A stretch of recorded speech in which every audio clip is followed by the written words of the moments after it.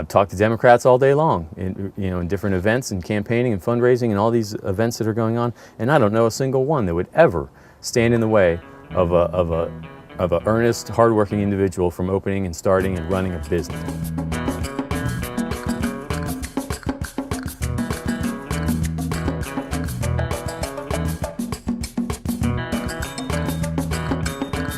I'm running for the State House. The State House, the job of a State House representative is to advocate for the state and the people in it.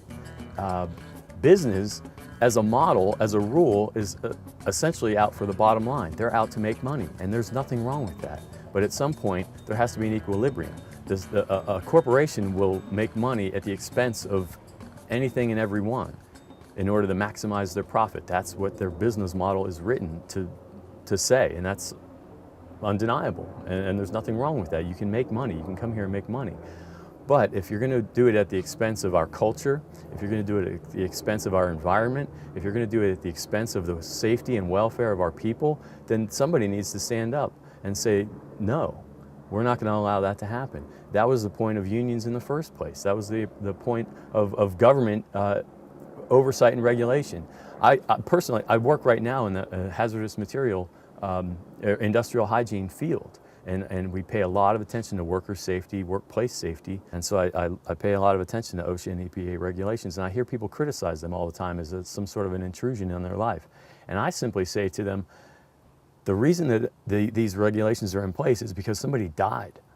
A workplace safety regulation, as far as a harness to wear on a roof, is because somebody fell off of a roof and died. It's a bit disrespectful to the life of that person to say, I'm not going to do that because I don't want to be bothered.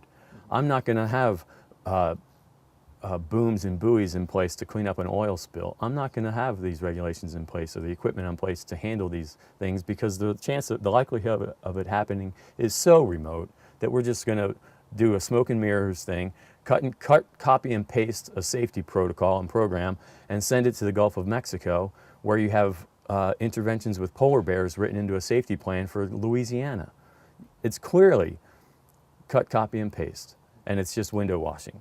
It doesn't mean anything. And so I don't see anything wrong with having a government oversight that looks at these policies, programs, and says, it's not good enough. We demand more.